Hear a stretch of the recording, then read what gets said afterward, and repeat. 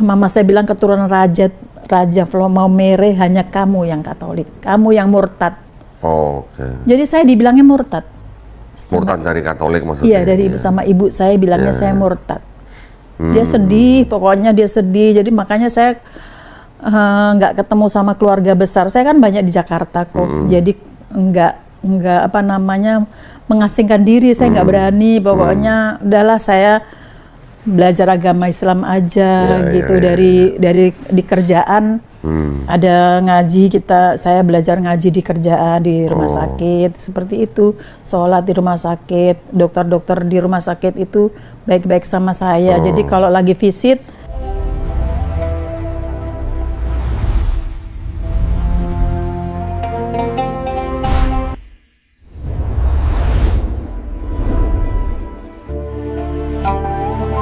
dan pada hari ini alhamdulillah saya kedatangan tamu mantan kafir ya Bu ya? Masya Allah. Assalamualaikum Bunda Safera, Masya Allah. Nama lengkapnya Cornelia Safera Evaldina. Waduh, nama lahir Cornelia Safera Evaldina. Iya. Masya Allah. Asli mana Bu? Saya keturunan Flores. Flores. Bapak ibu saya Flores, tapi saya lahirnya di Madiun. Oh. Sampai besar Madiun. Oke, orang tua Flores, lahiran Madiun, Jawa Timur. Iya.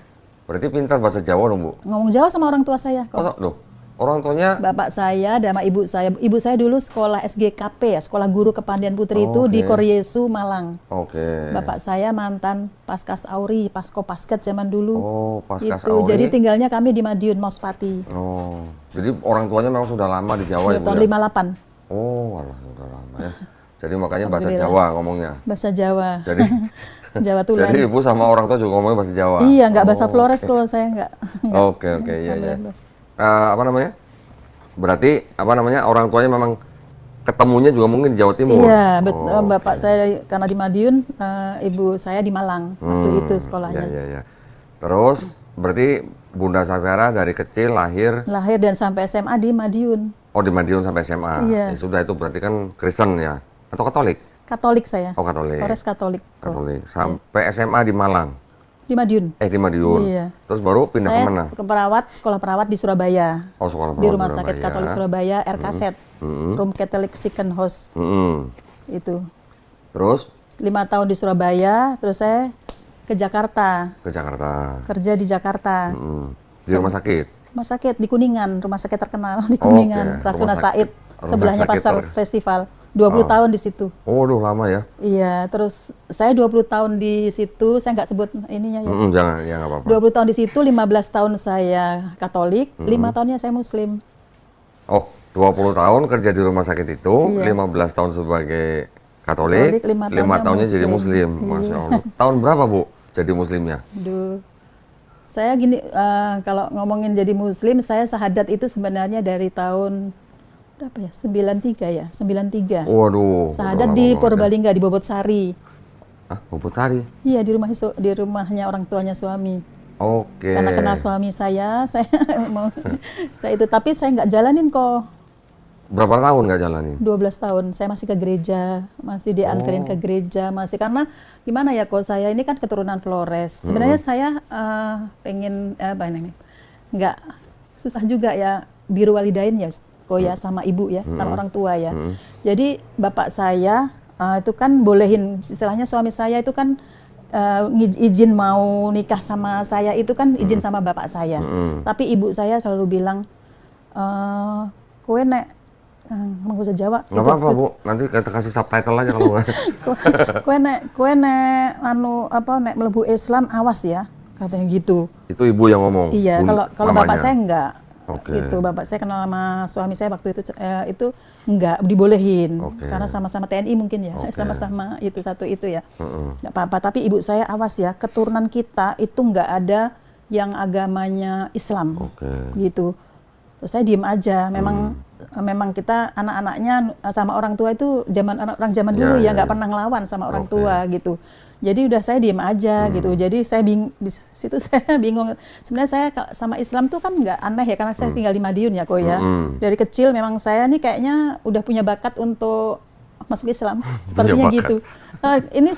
Makanya saya dulu kan SD-nya kan di SD negeri kok. Tapi SD negerinya itu yang sekolah Cindo, semua Cindo, karena di jalan situ tuh Cindo semua tetangga, teman-teman saya Cindo semua di Madiun itu. Nah di situ kalau agama Islam kan suruh keluar, tapi sering saya nggak keluar. Jadi saya udah tahu SD itu udah tahu Al-Fatihah, udah tahu doa-doa sholat, itu saya tahu karena suka tetangga saya Muslim semua, saya suka itu kok, suka belajar sholat-sholat sama namanya anak SD ya, anak kecil. Itu nanti di rumah saya dicubitin sama mama saya, itu dicubitin. Sudah bakat masuk Islam. Iya kayak gitu, seperti itu ya kok. Tapi ibu saya makanya akhirnya SMP saya udah tes di SMP Negeri 2 Madiun lulus. Tapi sama mama saya nggak boleh, kamu harus sekolah Katolik, gitu. Jadi saya sekolah Katolik, SMP di Katolik. Udah di Katolik kan kalau Katolik itu kan ada krisma ya, kan karena kita kalau balik itu kan harus krisma ya, sakramen krisma. Udah sakramen krisma kan disuruh pasti ada doa pengakuan apa namanya, sakramen pengakuan dosa itu loh kok. Terus saya sakramen pengakuan dosa, tapi setiap kalau hari-hari besar kayak mau Paskah, mau Natal itu kan kita pasti sakramen pengakuan dosa ya. Karena saya udah komuni waktu itu, sakramen komuni. Saya nggak pernah jalanin itu, karena saya pikir aneh banget ngaku dosa kok sama manusia. Itu dulu saya udah punya pikiran seperti itu. Saya nggak pernah mau. Jadi saya kucing-kucing sama mama saya. Jadi kalau ke gereja sebelum Paskah atau sebelum Natal, mama saya tanya, karena saya pulang sekolah gitu, kamu udah ngaku dosa belum, Fer? Katanya. Udah, saya bilang gitu. Padahal saya belum. Karena di sekolah juga ngadain. Di sekolah ngadain, tapi di gereja itu karena gereja ada satu tuh, Santo Cornelius itu. Sudah saya bilang gitu. Dari sekolah iya, padahal saya belum. Saya nggak pernah mau. Itu, namanya Bu, mohon maaf, kalau ngaku dosa yang di bilik itu ya Bu ya? Iya di bilik, pastornya di dalam bilik, kitanya di luar. Terus jongkok, terus ada salib gitu, terus ngakuin dosa saya berbuat apa aja selama ini gitu, kita ngakuin gitu. Saya paling nggak suka. Ngaku dosanya ke pastor. Ke pastor. Nanti sama pastor didoain kan? Iya, habis itu didoain gitu. Nah, ya semoga Allah Bapa mengampunimu, seperti itulah. Indulgensi lah itu. Iya. Nah, pastornya itu kalau ngaku dosa ke siapa, Bu? Nggak tahu saya. Oh, nggak tahu. Kirain tahu. Nggak tahu. Nggak tahu saya. Jemaatnya ngaku dosa ke pastor. Nah, pastornya kalau ngaku dosa ke siapa? Nggak tahu saya. Saya masih lucu. Bunda Safera berapa saudara? Saya 6. 6, nomor? Saya nomor 2. Nomor 2. Oh, berarti banyak adik-adik ya? Iya. Masih ada semua, Bu? Alhamdulillah. Sampai sekarang? Alhamdulillah. Oke. Iya, yang terus? Udah muslim itu. Yang mana udah muslim? Di bawah saya udah muslim semua. 4 ya? Iya. Di atas si Bunda? Enggak, karena udah di Flores tinggalnya. Oh, tinggal di Flores. Iya, jadi dari 6 saudara, 5 sudah muslim? Iya. Alhamdulillah. Orang tua sudah masih ada atau udah nggak ada? Orang tua saya meninggal ya, ini yang bikin saya mungkin kalau sholat malam ya kok ya. Saya nggak, kalau ngomongin orang tua saya jadi apa ya kok, karena kita udah belajar Islam, udah mengimanin Islam tuh kan kita pasti belajar kajian atau apa tentang dosa-dosa ya kok ya, akidah atau apa. Sedih gitu kok. Karena apa? Waktu itu bapak saya itu meninggalnya berapa tahun ya? Pokoknya saya baru mualaf meninggalnya. Padahal bapak saya itu orang yang nggak melarang saya untuk seagama dengan suami gitu. Cuman ibu saya. Jadi kalau ibu saya datang ke rumah saya itu bikin saya ribut sama suami. Karena saya masih di gereja, udah meninggal juga. Baru meninggal tahun 2021. Meninggalnya dua-duanya meninggalnya di rumah saya kok. Oh gitu. Bapak saya itu pas hari Lebaran lagi main ke rumah saya, meninggal pas tidur meninggal. Papa meninggal usia berapa itu? Usia 68. Ibu saya 74. Iya, itu bapak saya bolehin, tapi ibu saya selalu nggak boleh. Jadi bapak saya itu kalau waktu anak saya kecil itu nganter anak saya ke masjid ngaji. Gitu, tapi kalau ibu saya sering ngelarang. Itu anak saya yang nomor 2 ya. Kalau waktu anak saya nomor 1 itu ikut saya kok, karena saya masih Katolik ya. Jadi sekolah di Katolik Santa Monica di Bekasi. Ikut saya ke gereja. Santa Monica. Iya, iya. Saya kan tinggal di Tambun kok. Tar dulu Bu, Santa Monica Bekasi ini yang di belakang perumahan Permata Bekasi 1. Betul, Duren Jaya. Di situ? Iya. Anak saya sekolah di situ kok, sekolah SD. Kampung Tahun Cerewet. berapa, Bu?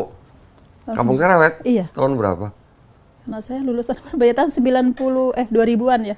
2000 berapa itu? 2000-an. 2000 lebih lah. Itu anak saya sekolah di situ karena anak saya kan jadi anak saya itu karena perempuan kok ikut saya ke gereja. Ya suami saya nganterin. Kalau rumah sakit saya itu kan dulu direkturnya Katolik. Jadi suka ada retret, nginep di puncak, retret. Sebentar, Bu. Ya. Rumah saya dulu di Bekasi. Masya Allah. Di belakang rumah saya persis Santa Monica. Iya. Di situ kok. Dari tahun 94 saya di situ. Oh, ya. Masih Kristen. Masih Kristen. Masih Protestan kalau saya kan bukan Katolik. Iya. Saya kalau kecil saya sekolahnya di Katolik. Nah, cuman sebagai Kristen Protestan. Nah, kalau tadi Ibu bilang Santa Monica kaget saya. Iya. Nah, dulu rumah saya Santa Monica di belakang. Karena dulu kan hanya ada 2 sekolah Katolik itu, Santa Monica sama yang di terminal tuh yang gereja Armandus tuh itu sekolah apa namanya itu? Lupa apa Saperius atau apa ya? Santo apa? Ya itulah itu. Tapi karena di situ kan dulu suka berantem di jalanan anak STM itu. Enggak, tadi yang di situ anak siapa, Bu? Anak saya yang pertama, yang cewek. Anak Ibu yang pertama. Itu dulu karena ya ikut saya karena saya ke gereja, namanya anak perempuan pasti ke ibunya. Sebenarnya Ibu sudah waktu mau menikah sudah bersadar. Udah, tapi saya nggak tidak menjalankan Islamnya dan Ibu masih ke gereja. Masih ke gereja. Jadi suami nganter. Punya anak ikut gereja. Kalau saya ke gereja ikut gereja kok. Karena suami saya nggak melarang gitu. Situ jadi suami kalau. Nah, Ibu tidak menjalankan Islam 12 tahun itu karena takut dengan mamanya. Iya, takut sama mamanya. Itu saya juga belum apa ya di hati, karena ya itu orang tua saya bilang nanti kamu apa namanya nggak masuk surga loh. Tuhan Yesus itu kan apa namanya menyelamatkan umat manusia gitu mama saya. Mama saya kan Flores. Dan Floresnya itu mama saya keturunan raja terakhirnya Maumere. Bupati pertamanya Maumere mama saya itu. Jadi dia takut sama keluarga. Saya masuk Islam syahadat lagi 2004 itu 2003 itu saya menghilang dari keluarga besar jadinya. Saya 5 tahun apa 4 tahun gitu. Saya ini nggak berani. Nah, anak Ibu yang pertama yang masuk Katolik itu sekarang sudah Muslim? Udah, setelah mau SMP, lulus SD kan saya mau alap.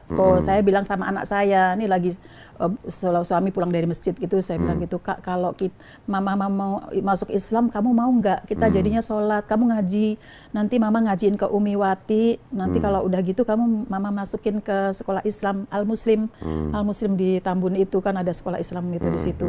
Al-Muslim di Tambun, terserah mama gitu. Terus anak Ibu yang pertama tuh perempuan? Perempuan. Akhirnya suami saya pulang dari masjid, saya ngobrol sama suami saya. Terus ya udah saya. Ibu ketemu suami di Jakarta? Di Jakarta. Oke, terus ketika mau menikah dibawa ke Bobotsari?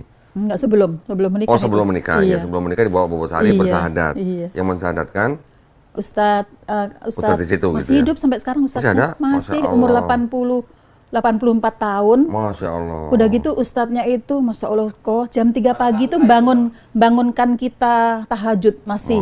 Bacaan Al-Qur'annya masih jelas, masih. Masya Allah. Pak Abu, namanya Pak Abu. Kemana Pak? Bobotsari? Bobotsari. Ada kolam renang Tirtasari bukan?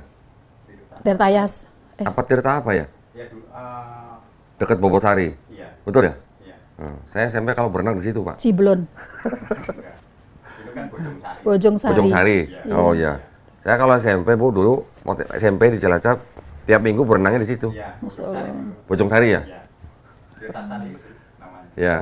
Itu yang mualafin pertama beliau itu. Oh, itu rumah Bapak di situ? Iya, orang tuanya. Orang tua. Seberangnya terminal. Oh, iya. Masya Allah. Iya. Terus, berarti Ibu selama 12 tahun tetap menjalankan Katolik? Iya, masih ke gereja. Masih ke gereja. Itu. Setelah 12 tahun baru syahadat ulang berarti? Syahadat ulang. Oke, syahadat ulangnya di mana, Bu? Di, Sunda Kelapa ya itu ya? Oh, masih Sunda Kelapa? Iya, Sunda Kelapa kok. Iya. Berarti tahun berapa tuh? 2003. 2003? Iya. Waduh. Udah lama banget ya berarti ya. Iya. Jauh lebih senior dari saya berarti ini. Iya. Tapi ya yang nggak senior juga karena saya kan kerja kan di rumah sakit. Jadi saya nggak belajar agama. Oh. Tapi hanya belajar dari suami aja, sholat bareng suami kayak gitu-gitu yang kayak akidah, syariah, fikih itu saya nggak belajar. Dulu kan belum ada gadget ya. Paling saya baca buku yang saya dulu ini kan tuh Umi Irina yang saya kagumin. Umi Irina kan dulu Umi Irina kemana-mana ya itu yang saya kagumin Umi Irina. Setelah 12 tahun, akhirnya Ibu syahadat ulang, itu karena apa? Ya, saya ngerasanya apa ya, Ko ya? Semuanya sebenarnya karena Allah ya, menurut saya ya. Allah tuh sayang banget mungkin sama saya, Ko ya. Saya biarpun, kita satu rumah nggak itu, saya tetap melayani suami seperti biasa ya, suami puasa-puasa, saya itu biasa. Karena suami juga ngantar saya ke gereja atau seperti itu. Cuman bapak saya bilang gini, setiap kalau bapak saya datang ke Bekasi bilang gini, Fer, kamu itu mau cari apa lagi sih, katanya gitu. Bapak ikhlas kamu masuk Islam nggak apa-apa. Agus itu baik banget, katanya gitu. Agus itu kamu mau cari apa lagi? Sudah punya suami baik, apa namanya, sholatnya baik, kenapa kamu nggak ini? Lah mama nggak bolehin saya Itu ini. ngomong papanya begitu? Ngomong Bapak gitu? saya. Oh. Bapak saya ngomong gitu. Waktu setelah 12 tahun ibu masuk Islam tuh mama masih hidup? Masih, bapak saya masih hidup. Mamanya? Mama masih hidup, Dan tapi dia tetap tahu? tahu. Mama saya itu kan istri yang ini patuh sama suami kan. Tapi kalau di belakangnya suami pasti ingin saya gitu. Jadi jadi kalau anak saya itu kan kalau hari Minggu ada sekolah Minggu kan, ada tetangga tuh Katolik itu sekolah Minggu, ada temannya nyamper misalnya gini, Mbak Puput, ayo sekolah Minggu. Nanti bapak saya bilang gitu, kamu pergi aja Warma kata gitu. Biarin Puput nggak usah berangkat. Puput, kamu itu anaknya Agus, kamu sana ngaji sana gitu. Itu bapak saya. Makanya saya suka sedih kalau bapak saya mungkin masih hidup, saya udah belajar agama, mungkin bapak saya pasti seiman sama saya. Tapi ketika ibu sadar ulang, mamanya tahu, nggak bisa ngomong apa-apa. Iya, cuman mama saya itu sebenarnya takut sama keluarga besarnya. Karena keluarganya nggak ada yang Muslim. Saya kan yang Muslim pertama kali di keturunan nenek kakek saya. Di seluruh keluarga besarnya? Iya, sampai sekarang. Keluarga saya itu, saya keturunan, mama saya bilang keturunan Raja Maumere, hanya kamu yang Katolik. Kamu yang murtad. Jadi saya dibilangnya murtad. Murtad dari Katolik maksudnya? Iya, sama ibu saya bilangnya saya murtad. Dia sedih, pokoknya dia sedih. Jadi makanya saya nggak ketemu sama keluarga besar. Saya kan banyak di Jakarta kok. Jadi nggak mengasingkan diri. Saya nggak berani. Pokoknya udahlah saya belajar agama Islam aja gitu. Dari di kerjaan ada ngaji, saya belajar ngaji di kerjaan di rumah sakit seperti itu. Sholat di rumah sakit. Dokter-dokter di rumah sakit itu baik-baik sama saya. Jadi kalau lagi visit, kamu udah sholat asar belum? Belum dokter. Ayo sebelum visit kita sholat dulu, dimakmumin nama dokter-dokter itu di situ 5 tahun. Setelah 5 tahun saya di situ, saya hijrah pindah ke rumah sakit yang notabene non Muslim, yang ownernya itu bukan Islam. Itu dokter-dokter sedih, saya mau pindah. Nanti kamu gimana? Bisa nggak mempertahankan akidahmu? Saya bilang. Kenapa pindah ke rumah sakit yang itu? Kan dulu ada rumah sakit di pusat kota di Jakarta di Sudirman yang tinggi itu. Itu kan membutuhkan perawat-perawat yang punya background onkologi. Sebenarnya saya ada dasar onkologi. Saya dipindah dan saya punya pengalaman gawat darurat kok. Jadi saya dijadiin head di situ gitu. Ada beberapa sih, nggak saya aja, ada 6 atau 7 orang pindah situ. Akhirnya saya pindah ke situ. Nah, kemudian 2011 suami saya mutasi dari Jakarta ke Semarang. Di situ saya hanya 2 tahun, saya minta mutasi ke Lipo Cikarang. Karena ada rumah sakitnya di Lipo Cikarang. Di Lipo Cikarang 14 tahun sampai saya pensiun. Akhirnya ikut suami ke Salatiga itu. Di Lipo Cikarangnya sendiri 14 tahun? Iya. Di rumah sakit Kristen? Ya bukan Kristen sebenarnya, rumah sakit umum. Cuman kan memang ininya Kristen, karena kan nggak boleh nggak boleh berhijab. Nah itu di situ buat pergumulan sama saya. Karena jadi saya setelah Muslim itu setelah belajar, jadi saya kalau baca-baca tentang surat Ar-Rahman, Al-Ahzab yang tentang terus Arum yang tentang hijab. An-Nur juga ada. An-Nur kok Arum. An-Nur itu saya kayak rasanya, karena saya 2 tahun setelah saya Muslim lagi itu saya kan berkerudung. Tapi zaman dulu kan kerudungnya bukan sekarang seperti sekarang ya. Belum ada yang seperti ini ya kok ya. Nanti dibilang teroris kan kalau seperti itu. Jadi masih saya kayak bergok-bergok gitu. Gitu. Jadi saya kok rasanya punya seperti Allah tuh menuntun saya untuk kamu nih udah Muslim gitu, kamu udah berhijab gitu kok.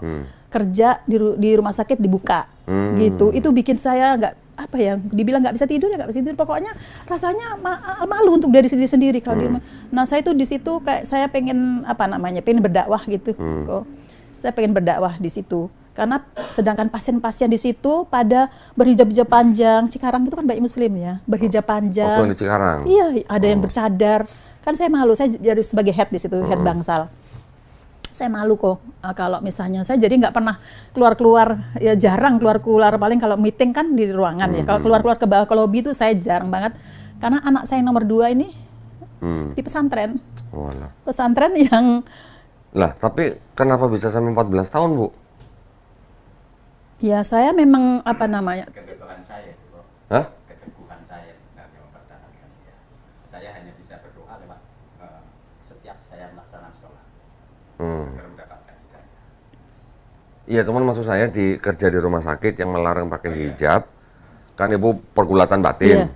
Kok bisa sampai 14 tahun nih? Saya baru 2 tahun di situ kok. Saya udah ribut tentang hijab. Oh. Saya biarpun saya baru di situ, saya udah dianggap senior karena saya udah pengalaman kerja lama kan. Oh, saya udah nggak kayak orang baru di situ. Terus di situ ada rohis. Rohisnya nggak maju kok. Musolanya nggak bagus. Saya sedih kok. Seperti itu ya. Terus akhirnya saya ngobrol sama kepala departemen keperawatan, direktur departemen keperawatannya itu Katolik. CEO-nya Katolik. Dan orang Semarang, enak diajak ngobrol kok. Saya ngadep pertama kali ke direktur keperawatan.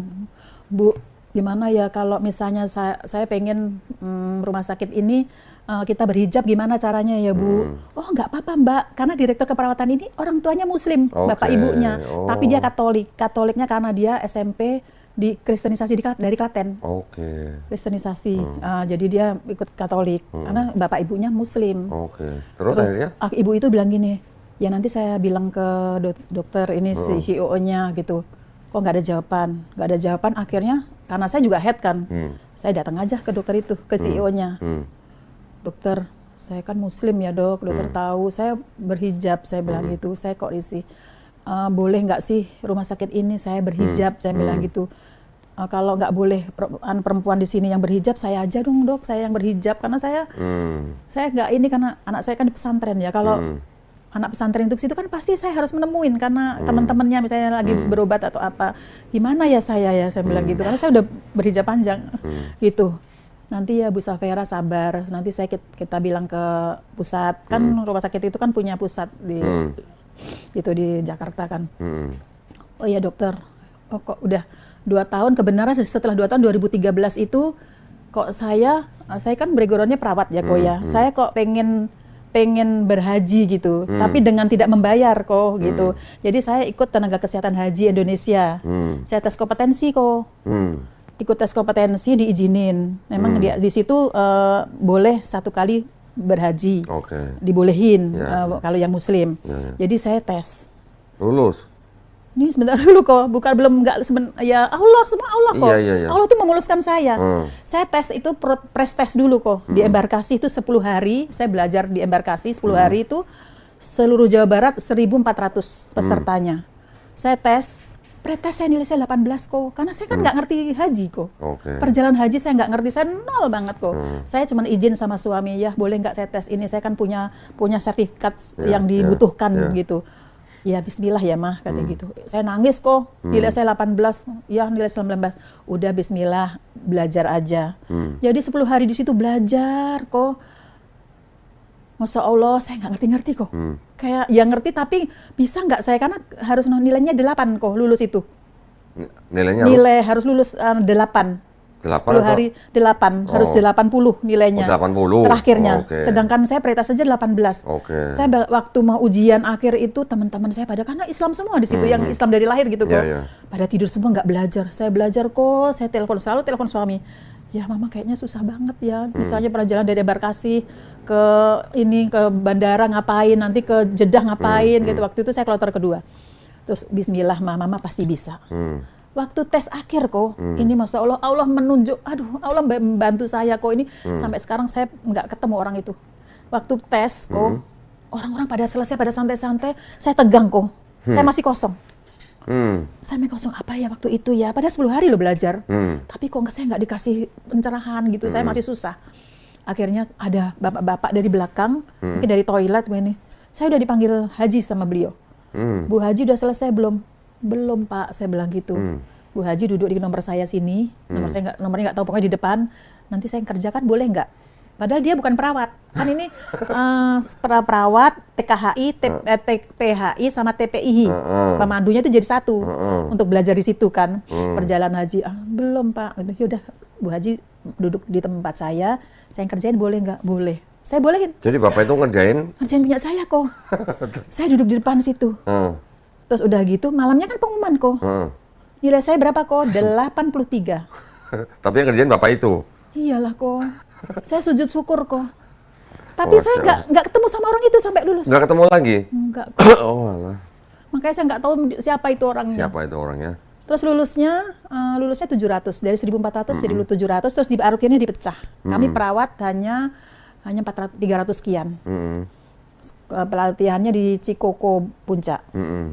Di situ, kalau di situ saya tutup mata kok, karena itu kan khusus kesehatan, jadi BTCLS apa segala macam itu, karena saya backgroundnya 16 tahun di UGD ya. Bidangnya saya gitu ya, itu ya pasti lulus. Cuman tes wawancara nih kok, ada lagi mujizat lagi dari Allah. Gimana? Sekarang beliau masih ada, Dr. Edi di Dinas Kesehatan. Saya pernah ketemu waktu kondangan, ketemu beliau. Beliau nggak nanya-nanya, itu kan harusnya tes wawancara kok. Orang-orang setengah jam, hampir 1 jam di wawancara. Wawancara kan ada beberapa yang wawancaranya ada dokter-dokter gitu. Saya sama beliau dapatnya. Saya duduk disalamin, Assalamualaikum Bu Haji. Oh Bu Haji, Masya saya udah kaget. Saya belum haji dokter, gitu. Silakan Bu Haji. Saya nggak ditanya-tanya kok. Hah? Dikasih kertas. Dikasih catatan, Bu Haji nanti dari ini, cuma dijelasin, Bu Haji nanti dari sini, nanti Bu Haji ngambil paketnya untuk kesehatan di sini, nanti Bu Haji begini. Pokoknya yang dipelajarin di situ, itu diajarin sana di Mekah begini, nanti Bu Haji caranya begini, dikasih tahu. Masya Allah. Itu saya berangkat haji.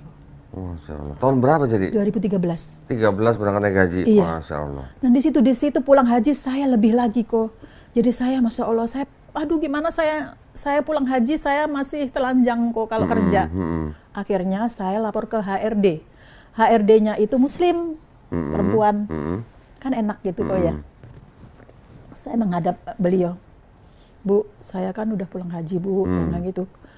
Saya malu Bu kalau saya kerja. Memang sih saya nggak ketemu orang, karena saya kan head di situ. Ketemunya ya kadang-kadang aja, karena pagi kalau keliling aja ke pasien-pasien dia bangsal. Tapi kok saya nggak berhijab Bu, karena ibu itu nggak berhijab kok. HRD-nya? Nggak berhijab juga? Nggak berhijab. Saya bilang, saya pengen Bu, gimana kalau karyawan di sini bisa berhijab, kan enak Bu.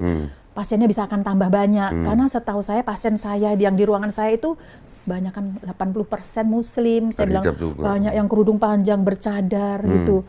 Saya kok risih, terus saya kalau misalnya diminta bantu anak buah saya suruh pasang infus, saya kan pasti bilang bismillah. Mereka tahu, Ibu Muslim katanya gitu. Iya saya Muslim. Terus teman saya bilang, ini udah haji Bu ini katanya gitu. Bilang ini, Ibu, Masya Allah Ibu masih pertahankan di sini katanya. Saya pengen saya berhijab di sini, saya nggak akan keluar. Saya bilang gitu. Terus akhirnya ibu itu bilang apa? HD saya, dikebrak mejanya. Saya, kebrak gitu. Kamu ada-ada aja katanya gitu. Kamu tahu rumah sakit ini, kamu pertama kali masuk di rumah sakit ini tidak ada pakaian sudah ditentukan sama itu. Saya langsung bilang, karena saya dikasarin kok. Saya darah Flores saya keluar. Waduh. Saya bilang gitu, ibu Muslim loh. Saya bilang gitu, ibu Muslim, saya Muslim. Saya hanya mengemukakan, kan harusnya ibu jawab loh. Saya bilang gitu, ya nanti saya omongin, kenapa yang Katolik, saya bilang itu, saya tunjukkan yang direktur sama itu sudah saya bilang, ya nanti dibicarakan, enak loh Bu, ibu yang Muslim malah kasar sama saya bilang gitu, ya udah, kalau ibu nggak bolehin, saya bilang gitu, ibu yang nanggung dosa kami Muslim di rumah sakit ini, saya bilang gitu, saya udah nggak punya ini, saya tinggal keluar, saya udah kasar, akhirnya waktu itu puasa memang, waktu itu ada, itu lagi bulan Ramadan itu? Bulan Ramadan kok. Akhirnya ada buka bersama. Buka bersama di rumah sakit itu kan setiap tahun ada buka bersama. Ngundang ada satu ustadz, yang ustadznya ini terkenal, ustadz suka ngisi di Bank BRI Pusat kok. Karena dari beliau ini, dari HRD ini. Di situ saya pertanyakan lah kok. Saya sedih. Tanya ke ustadz yang ceramah? Iya. Tanya soal hijab? Iya. Terus? Itu di situ ya ada direktur, ada sama CEO kan, ibu itu ada. Ustadz saya mau tanya, saya bilang gitu. Saya kan karyawan Muslim di sini. Saya berhijab, saya bilang gitu. Saya berhijab syar'i Ustadz, saya bilang gitu. Tapi saya kalau kerja tidak berhijab. Sebenarnya saya sedih Ustadz, saya bilang gitu. Bu, waktu acara buka puasa pertama itu pada berhijab nggak Bu? Ya berhijab. Oh berhijab. Iya, tapi ibu itu nggak cuman pakai apa itu? Yang apa ya? Yang segi 4 itu cuman gini-gini gitu. Gitu. Yang direktur, yang wakil direkturnya aja juga pakai gitu kalau lagi itu. Yang direktur yang Katoliknya ikut buka puasa? Ikut pasti ikut. Terus apa namanya? Saya jawabannya nggak menyenangkan. Ustadznya? Iya. nggak menyenangkan bagi saya, tapi saya nggak mau ngomongin lebih lanjut kok karena udah meninggal beliau. Ya. Jawabannya gimana, Bu? Harus ikutin aturan perusahaan? Iya. Oke. Itu kan bikin sakit hati saya, Ustaz. Terus akhirnya puasa berikutnya lagi, saya nggak ini lagi. Pokoknya saya sampai bilang, Bu, kalau nggak saya yang berhijab, nggak ada macam-macam, sambil tekan itu pinggang gitu. Nggak ada macam-macam, Vera. Kalau ini kamu kalau nggak suka ini keluar. Saya nggak akan keluar, Bu. Saya bilang gitu. Saya tetap harus saya berjihad. Saya bilang gitu, ibu Muslim. Nanti di akhirat kita ketemu Bu, saya bilang. Saya gituin loh kok. Di akhirat kita ketemu Bu. Itu saya tambah berani Ustaz, saya tambah berani. Akhirnya kami puasa. Saya dijadiin wakil rohis waktu itu, karena ketuanya harus laki-laki kan. Saya dijadiin wakil rohis. Saya undang Ustaz Anton Medan. Jadi 2 tahun berturut-turut saya undang yang non mualaf. Ya, yang diundang Ustadz yang berasal dari kalangan mualaf. Wah, diceramain itu, direktur-direkturnya. Diceramain terus. Itu tahun keberapa Ibu di rumah sakit itu? Udah 4 tahun apa 5 tahun? 4-5 tahun. Iya, karena Mas Ibu itu HRD-nya karena masih Ibu itu. Ini gini enggak Bu. menginikan. Ini gini Bu, ini kan demi siar ya Bu ya. Sebutin aja lah Bu, rumah sakit mana lah. Nggak apa-apa. Oh, sekarang udah banyak bisa berhijab ke rumah sakit. Ya udah sebutin aja. Rumah sakit Siloam. Siloam. Ya, biar denger aja gitu maksudnya. Tapi saya penggerak pertama kali di Siloam itu di Cikarang, Anuko. Ya, Cikarang itu ya. Iya, akhirnya ibu itu pensiun. Oke. Ibu itu pensiun diganti sama wakilnya Katolik. Oke. Kebenaran saya punya rezeki sama suami jual rumah kami yang pertama BTN tuh yang di Cibitung. Kami jual, kami pakai buat umroh sekeluarga berempat, umroh Lailatul Qadar itu kok. Saya minta izin kan sama HRD kalau saya mau umroh. Saya bilang di situ sama itu Jason namanya. J, Ibu mau umroh. Oh iya Bu, selamat ya Bu ini. Jangan bilang selamat dulu, saya belum umroh, saya bilang gitu. J, boleh tidak boleh nih kamu Katolik ya J, saya bilang gitu. Udah nggak ada ibu itu. Tapi dia pensiun, cuman beliau pindah tempat. Karena beliau di ini banget, cari mukanya ini banget karena ini banget pokoknya. Terus J, boleh tidak boleh, saya pulang akan pakai hijab dengan cara saya sendiri. Saya bilang gitu. Kan saya bukan pelaksana J, saya bilang gitu. Ibu maaf Bu, tolong, dia tahu karena saya keras. Tolong Bu, maaf Bu, Ibu, saya ke itu dulu ya, ke HO dulu katanya gitu. Ke HO dulu, saya nggak mau tahu J. Saya udah gimana ya J ngomongnya. Saya sekarang ngomong yang kita beda ini ya J. Harusnya lebih terbuka kamu, saya bilang gitu. Kamu tahu saya gimana ya J dengan Bu Juni itu, karena saya selama saya pengen saya kejar terus beliau itu, beliau nggak negur saya kok. Kalau ketemu di lorong kalau kita mau rapat, dia menghindar dan dia cari masalah sama saya terus. Gimana caranya saya bisa dikeluarin dengan rumah sakit? Tapi Allah melindungi saya kok. 2 kali malah dia yang kena sama itu. Saya 2 kali kok dicari kesalahan sama beliau, nggak kena. Akhirnya saya pulang, saya belum itu, hari Jumat waktu itu ya. Hari Jumat kita habis tawaf wada, bukan tawaf wada, tawaf sunnah. Kok mau sholat Jumat kita duduk-duduk, zaman dulu kan masih boleh kita duduk-duduk apa tidur-tiduran di tempatnya sofa marwah itu kan masih bisa kita tidur-tiduran. Terus habis itu kan mau sholat Jumat, saya ditelepon sama Jason itu. Waktu masih di kita habis tawaf sunnah itu. Di Madinah apa di Mekah ya? Di Mekah. Saya ditelepon sama Jason itu. Terus? Wah ya, Jason telepon, saya bilang gitu. Ada apa nih? Atau ada waktu itu memang mau akreditasi. Ibu, Bu Safera gitu. Selamat ya Ibu. Ibu lagi ini enggak J, belum sholat zuhur gitu. Kenapa J? Selamat ya Ibu. Kami bolehin Ibu berhijab.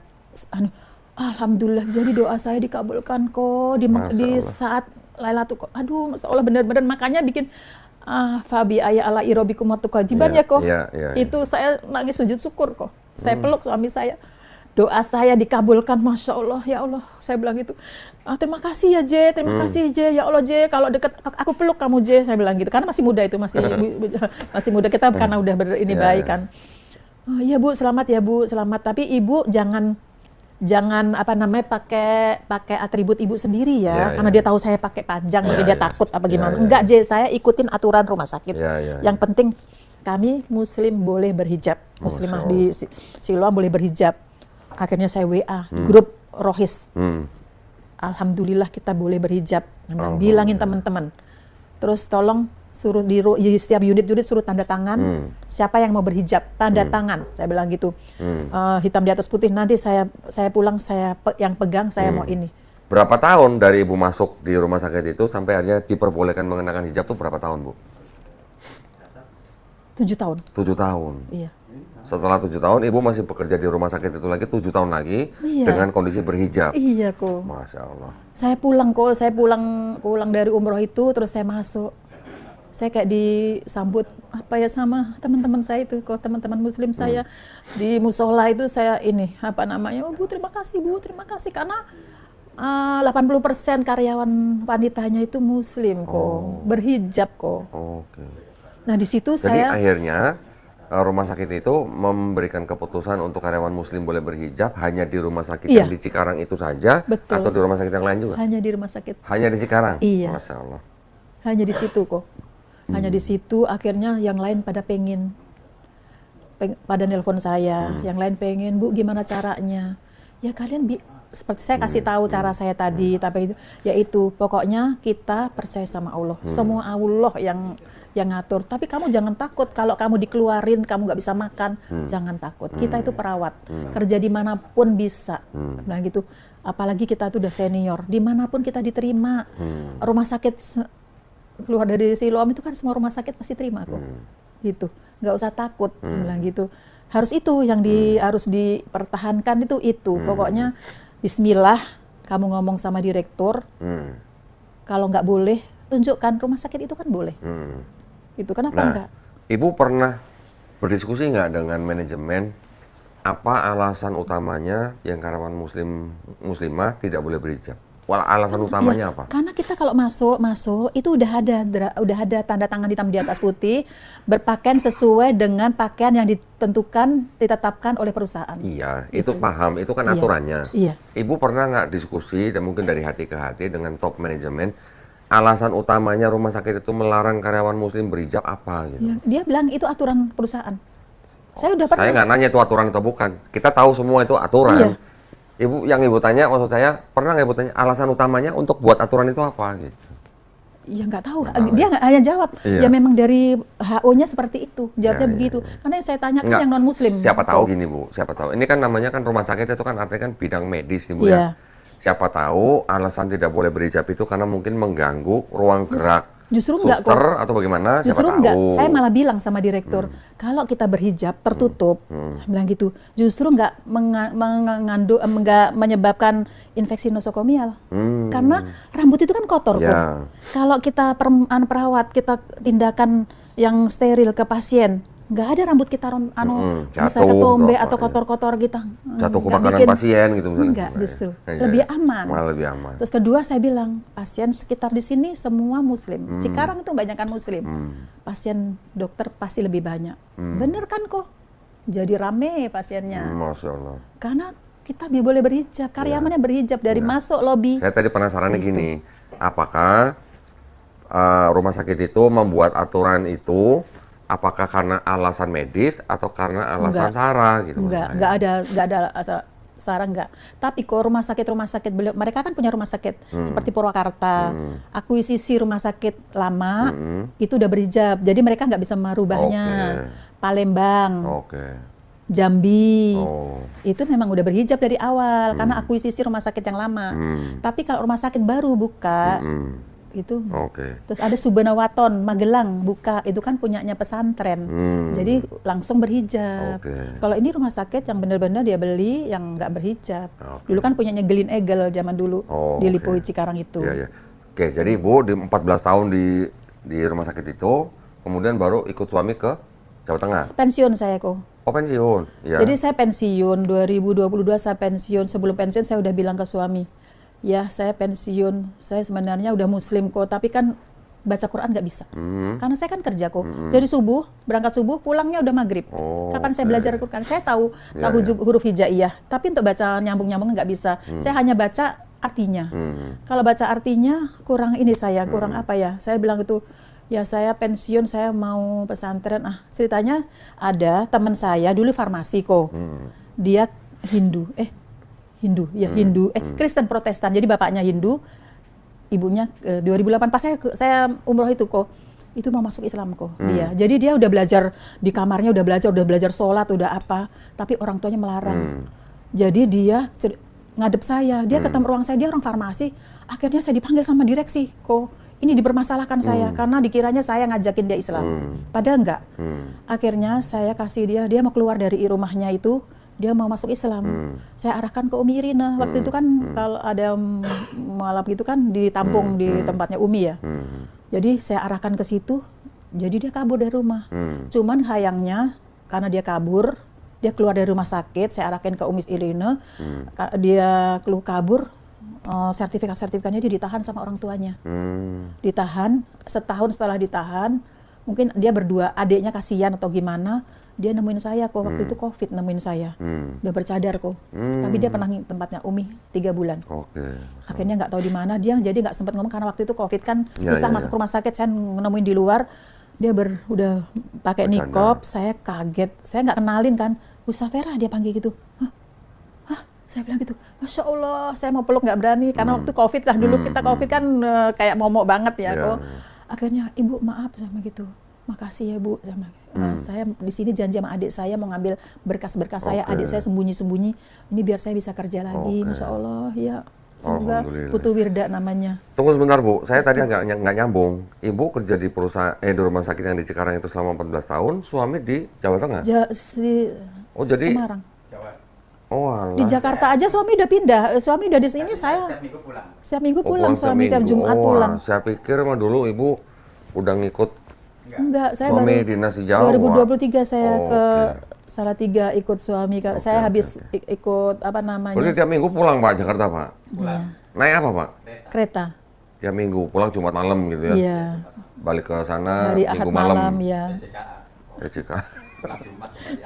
Pulang Jumat kembali Ahad. Iya kok. Alhamdulillah. Nah, sekarang sudah nggak lagi Pak ya? Sekarang udah? Sekarang nggak PCK lagi berarti Pak ya? Enggak. KAI sekarang Pak ya? Setelah saya pensiun kok, saya udah izin suami saya mau pesantren ke Umi untuk belajar akidah, syariah, belajar fikih, semua saya belajar. Habis belajar, saya baru bisa baca Quran kok. Alhamdulillah. Di tempat Umi Rena? Iya. Selama berapa bulan? Online jadinya. Oh, online ya? Adik kelasnya Kristi. Oh, adik kelasnya Kristi. Saya adik kelasnya Kristi. Oke. Ya gitu, saya belajar Al-Quran, belajar ini. Akhirnya saya ke Salatiga, saya ikut kelas lagi. Kelas lagi. Jadi ke Salatiga nih dalam rangka? Ikut suami. Oh, yang waktu itu suami udah pensiun. belum balik sini? Belum, saya ikut suami, saya belajar di situ. Saya online lah, pokoknya saya bekerja untuk saya bisa baca Quran. Belajar 3 bulan di Salatiga. Salatiga, iya, online. Tapi online ke Umi Rena? Online-nya di Umi Rena, iya gitu. Saya belajar Al-Quran, akhirnya saya bisa baca Al-Quran. Oh iya. Sudah juga. Berarti ini alumni Irena Center Irena ya? Center. Oke, Betul, alhamdulillah. betul kok, insyaallah. Ya, sekarang berarti udah bebas dong, udah pensiun, udah bisa fokus ngurusin suami. Anak-anak berarti udah kerja Bu? Udah besar? Saya udah punya udah cucu. Yang kan? besar perempuan itu udah punya cucu. Cucunya berapa sekarang Ibu? 1 kok. 1, alhamdulillah. Anaknya kerja di mana? Di rumah sakit juga? Pemda Kabupaten Bekasi. Oh, Pemda. Lulusan IPDN. Alhamdulillah. Iya. Itu. Ya, perjalanan. setelah mualaf itu ya saya waktu mualaf kan saya baru dapat yang kedua kok, anak saya itu laki-laki itu yang nomor 2 laki-laki kok, yang pernah ketemu sama yang di Semarang itu anak kedua yang saya mualaf itu saya dikasih hadiah itu. Masya Allah. Sama jaraknya agak jauh. Jaraknya jauh, jarak berapa tahun? Ya itu doanya suami saya kok. Berarti jaraknya 10 tahun ada ya? Iya, doanya suami saya, jangan dikasih keturunan kalau belum seiman. Masya Allah. Nah, tapi yang pertama kan udah ada waktu itu kan? Iya, tapi kan ikut saya kok. Iya. Jadi suaminya berdoa jangan kasih lagi. Sebelum benar-benar beriman gitu. Saya ngerasa dosa. Waktu saya hamil anak saya kuliah di Karolus nih, di STIK Karolus kok. Bedanya berapa tahun Bu tadi yang pertama kedua? Iya, segitulah. Berapa tahun? 11 tahun. Hah? 10-11 tahun. 10-11 tahun? Iya. Saya pikir bapaknya khilaf gitu. Enggak, memang enggak tahu kok. Saya enggak dikasih keturunan. Suami saya doanya ini banget loh kok. Iya. Allah ijabah. Semua izin Allah Bu. Iya, izin Allah semua. Pokoknya semua ini pokoknya Allah ini banget. Nah, setelah saya mau alap, saya waktu itu kan saya lagi kuliah, udah mau wisuda kok. Tapi saya sebelum wisuda kan saya hamil kok. Saya udah mau alaf itu. Tapi saya belum bilang sama Karolus kok. Terus? Kan ceritanya kalau wisuda kan sesuai agamanya kok. Di Karolus maksudnya gimana Ibu? Saya kan kuliah lagi di Karolus. Ya, berapa lama Bu di situ? 3 tahun. 3 tahun. Nah, di situ saya kan mau wisuda kok. Sedangkan sebelum wisuda saya udah muslim. Tapi teman-teman yang muslim tahu, yang teman Katolik nggak tahu. Terus dosen-dosen nggak tahu. Waduh, gimana ya? Ada nih satu orang dinkas yang sama-sama kuliah sama saya, namanya Pak Ali. Bilang, Pak Ali gimana nanti kalau saya wisuda? Saya secara agama tenang Bu. Ibu tetap berdiri di tempat Katolik, tapi Ibu nggak usah ngucapin. Ibu ngucapinnya pas nanti Muslim yang di ini. Itu. Ya itu saya lakukan gitu. Kok. Karena saya nggak mau heboh kok. Iya. Saya nggak mau heboh. Di keluarga saya pun begitu kok. Saya apa namanya, waktu kalau nggak pernah ketemu keluarga, udah 4 tahun ya mungkin ya. 4 tahun saya nggak ketemu waktu sepupu saya mau nikah kok. Saya udah berhijab lagi. Gimana caranya? Saya harus ngantar ibu saya. Waktu itu bapak saya udah meninggal. Ngantar ibu saya udah pakai kursi roda. Saya kan udah berhijab kok. Saya ngantar ibu saya udah biarin, kata suami saya, mama berhijab, nganterin ini, biarin. Kan di gereja kan, mau ekaristi itu, mau apa nikah itu, sakramen nikah. Saya antar ibu saya pakai kursi roda dengan saya berhijab, pakai kebaya berhijab. Di dalam gereja? Di dalam gereja, pas namanya itu sepupu, jadi ibu saya kan harus di depan, budenya. Saya bawa, semua mata memandang orang Flores itu, Vera, pakai kerudung, pasti seperti itu. Saya memang sengaja kok. Di Jakarta apa di Flores? Jakarta sih. Oh, di Jakarta. Kan keluarga besar saya di sini. Mungkin ya kok waktu itu mereka tercengang. Memang itu sengaja buat saya biar ya udah dia tahu berarti saya udah muslim, ya udah nggak usah lagi mereka negur atau apa di situ. Kok saya baru muncul, saya keluar, pastornya udah tahu karena itu saudara kan, masih saudara, ya udah nggak ngomongin lagi jadinya kok. Itu bikin saya jadi seolah-olah ibu mengumumkan tanpa kata-kata gitu tanpa ya? kata-kata. Iya. Kenapa kok saya namanya orang masuk Islam mu'alaf itu kan banyak cobaannya ya kok ya. Kalau keluarga besar yang di Flores masih banyak Bu? Masih ada? Iya, di daerah mana Flores? Maumere kotanya. Maumere kotanya kok. Tuh, karena masuk Islam itu kan banyak. Bu Safira sendiri pernah ke NTT? Suami saya pernah. Enggak, ibu sama ibu sana pernah? Pernah, 2011. Ketemu saudara-saudara di sana? Iya, 2011 opa saya 50 tahun meninggal, dipestain sama Bupati Maumere itu, dipindah makamnya untuk dibikin apa namanya gitu, dikasih itu biar untuk kenangan bahwa ini Bupati pertama kali Maumere.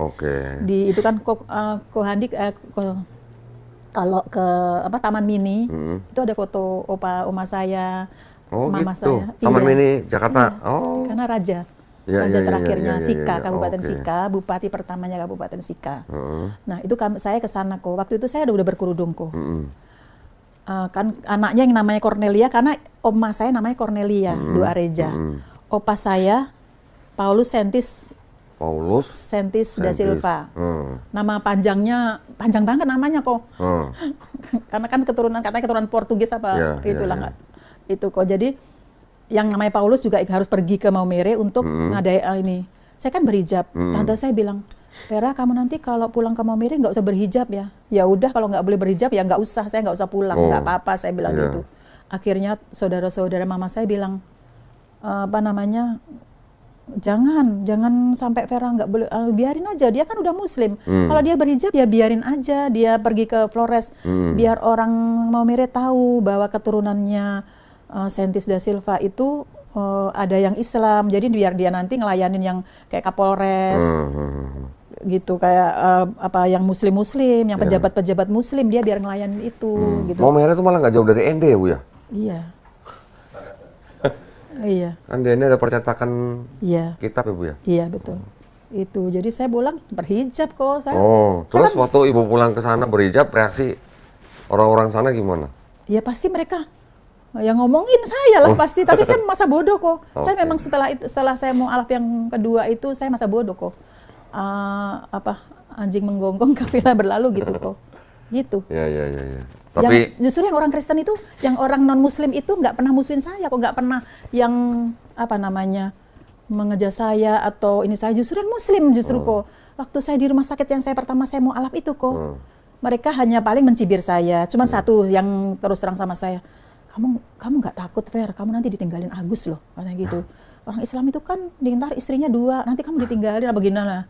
Saya nggak ini. Ini yang Muslim kok. Ada teman saya yang Muslim 1, tapi dia masuk Kristen gara-gara mau nikah. Saya diparanin di gawat darurat itu kok dengan cekek pinggang. Vera, katanya gitu. Kamu masuk Islam, katanya gitu. Terus kenapa? Saya bilang gitu. Kenapa? Itu padahal dia beda departemen loh kok. Nyamperin saya kok kayak ngelabrak gitu. Itu waktu di Cikarang? Enggak, yang di Kuningan. Oh, di Kuningan.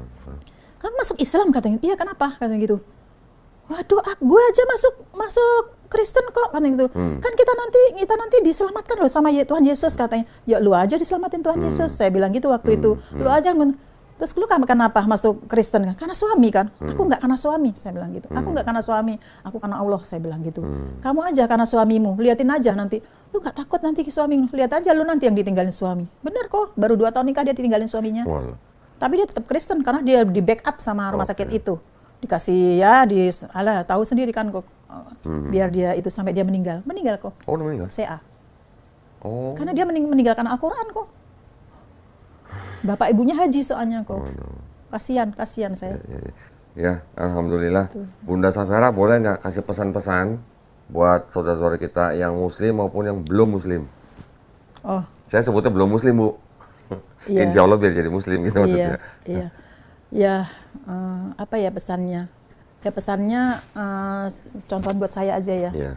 Bahwa kalau udah jadi muslim itu tenang. Tenang, nggak ada lagi apa namanya? Satu tenang, rumah tangga tenang, karena sebelum muslim saya sama suami itu udah kayak roller coaster. 12 tahun tuh kayak roller coaster ya.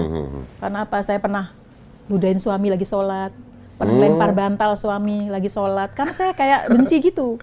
Gitu. Jadi setelah saya muslim dan belajar, kan muslim itu orang yang masuk Islam tuh orang yang pintar ya kok setahu saya, karena berpikir nggak dibodohin gitu, nggak dibodohin, berpikir bahwa muslim itu rahmatan lil alamin.